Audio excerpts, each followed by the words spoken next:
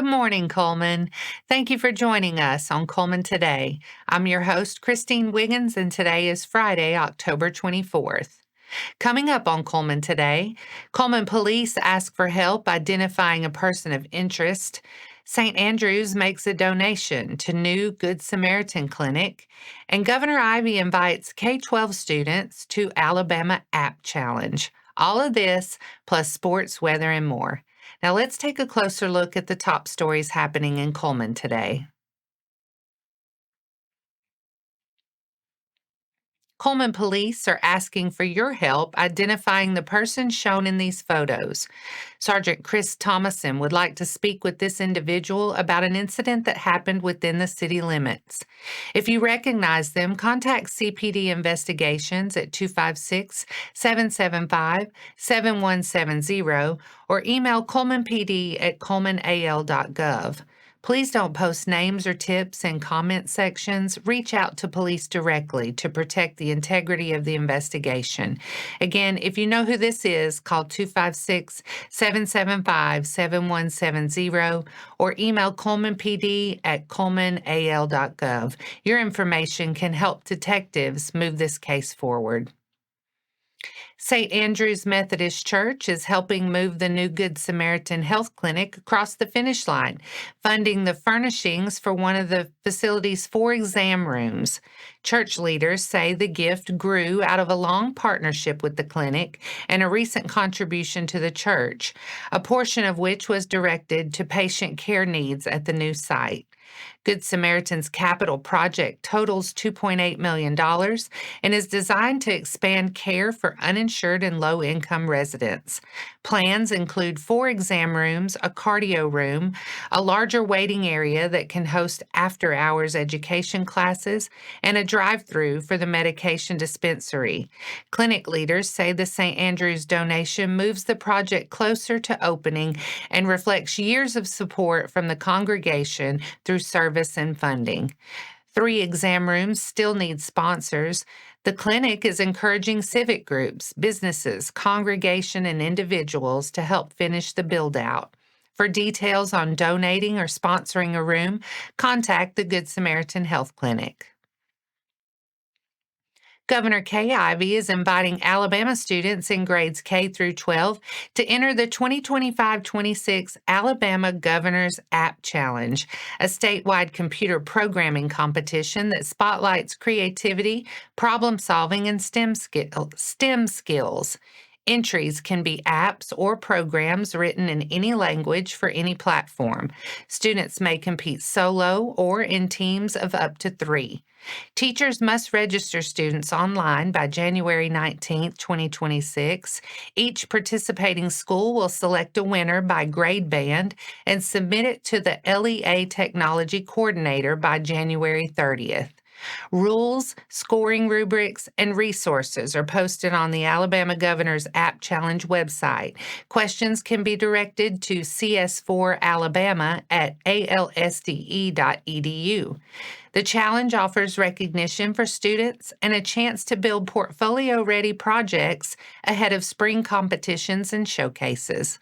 And that's all for our top stories this morning. Coming up, results from the North Regional Volleyball Tournament. Sports is next.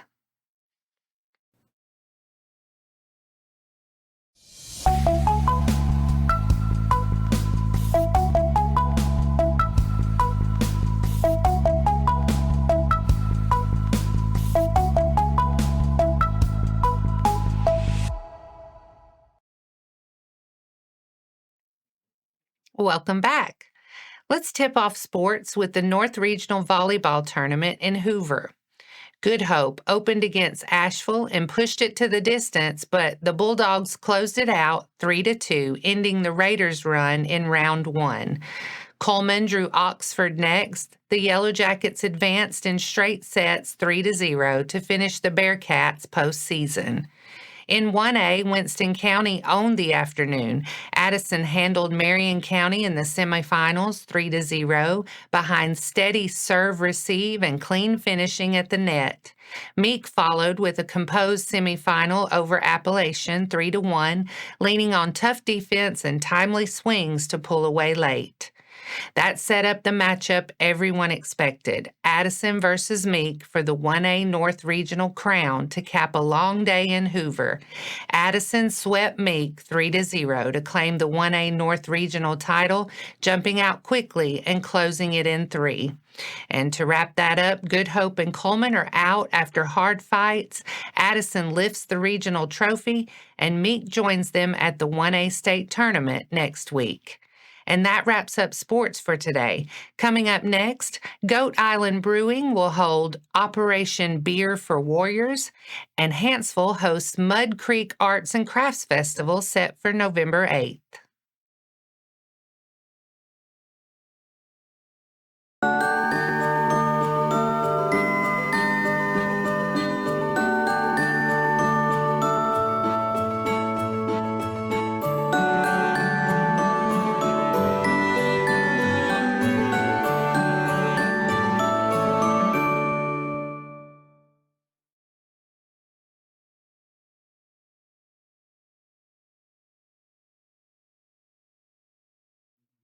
Welcome back. Now it's time to speed things up with a news rundown. 4 stories in under 4 minutes.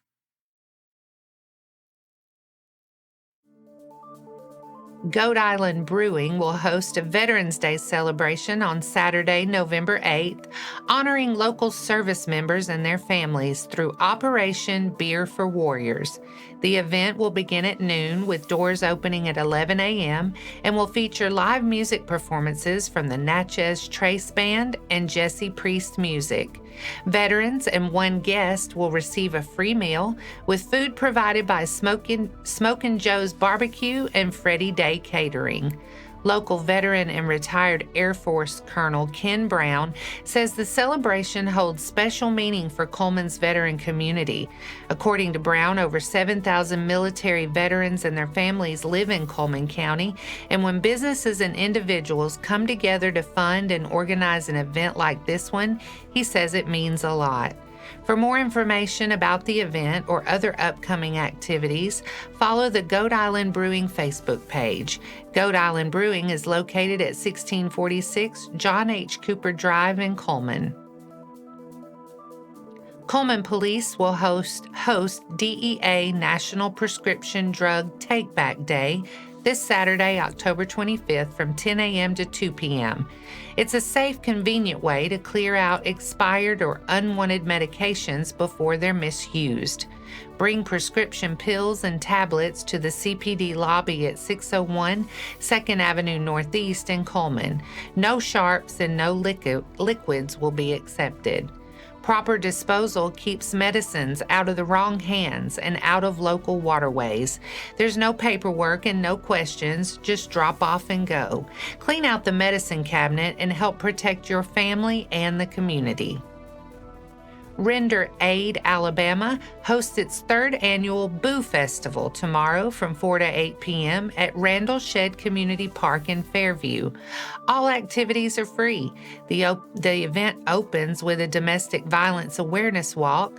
Lineup begins at 3:45. Live music from Jesse Priest runs from 4 to 5 p.m.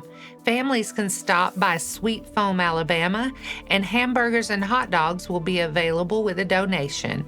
Render Aid Alabama is a nonprofit focused on preventing life-threatening harm through community awareness and action, founded in 2022 in memory of the co-founder's father. The organization encourages neighbors to look out for one another and call 911 when danger is suspected. To donate or learn more, contact Candy Cummings at renderaidalabama@gmail.com or co-founder Brandy Drain at 256-507-0822. The 15th annual Mud Creek Arts and Crafts Festival takes over historic downtown Hanceville on Saturday, November 8th from 9 a.m. to 5 p.m. at 106 Commercial Street Northeast. Admission is free. Expect dozens of vendors, a kids area, and plenty of food from trucks and local eateries. Shoppers will find handmade gifts and decor, woodwork, jewelry, seasonal items, 3D printed pieces, frozen candy treats, and one-of-a-kind trinkets, plus family activities throughout the day. Vendor applications are still open. A 10 by 10 booth is $40 while space remains. Sponsorships are available. To be listed on the event banner, commitments must be received by November 1st. For applications or details, contact organizer Nolan Bradford at 205-249-5588 or friendsofthefestivaal@gmail.com. And that's your 4 stories in under 4 minutes. Now for a quick break before we look at the weather ahead and pay our respects with obituaries. I'll be back right after this quick message.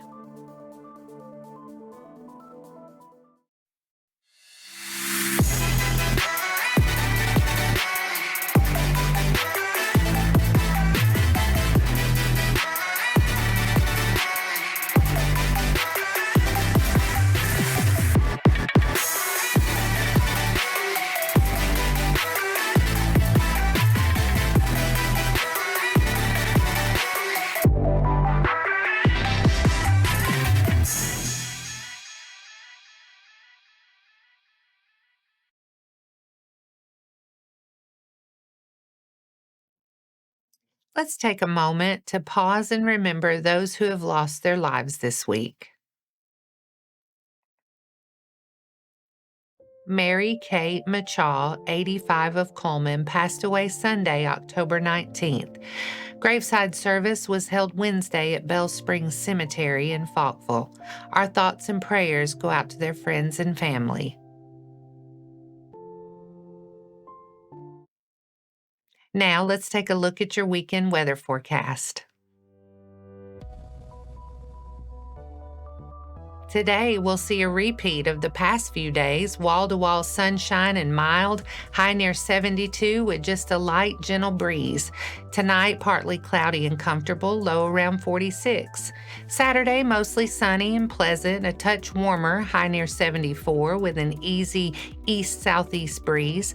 Saturday night, clouds thicken, a stray shower late, mainly after 1 a.m., a low near 52. Sunday, cooler and damp at times, periods of showers under a cloudy sky and a high near 65.